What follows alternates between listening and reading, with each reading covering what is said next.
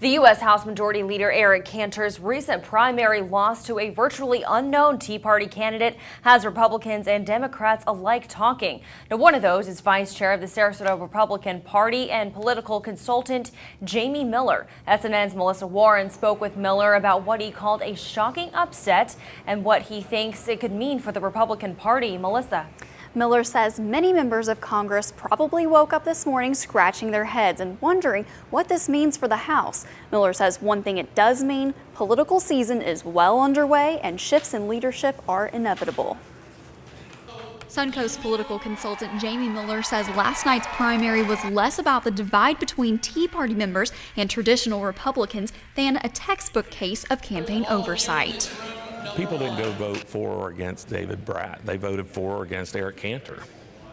And that's, and that's what happens in races when you have really big names and personalities with a long shot.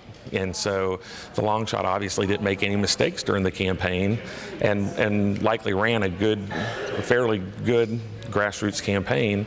And Eric Cantor, I think, did get out of step with his constituency a little bit. I mean, he was the poster child of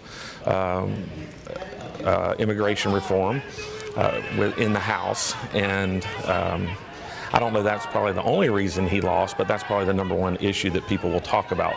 Fellow House Republican Vern Buchanan released this statement to SNN regarding the surprising upset. Eric Cantor's loss in the Virginia primary was surprising and unexpected. It's difficult to know all the factors behind the election because every congressional district is different. Miller says the results of this campaign between a little-known college professor and House Majority Leader, among others, may be a sign the party is preparing for a change. We don't have a leader. Well, there's really not a leader. And, we're Democrats at the end of the day fall in line behind Barack Obama. And that's the power of the bully pulpit, where we have a group of politicians who are jockeying to be the leader of the party, which would be the person who becomes the presidential nominee.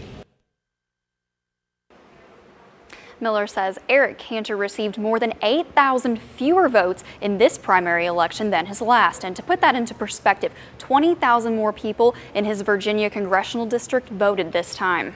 So with all the changes going on in the House, did he say who he thinks may be next in line to become the House Majority Leader? Well, Miller says he anticipates shifts in leadership but couldn't pick any one person yet, which is even more interesting because many had Cantor pinned to be the next Speaker of the House. Certainly shocking. All right, thanks, Melissa.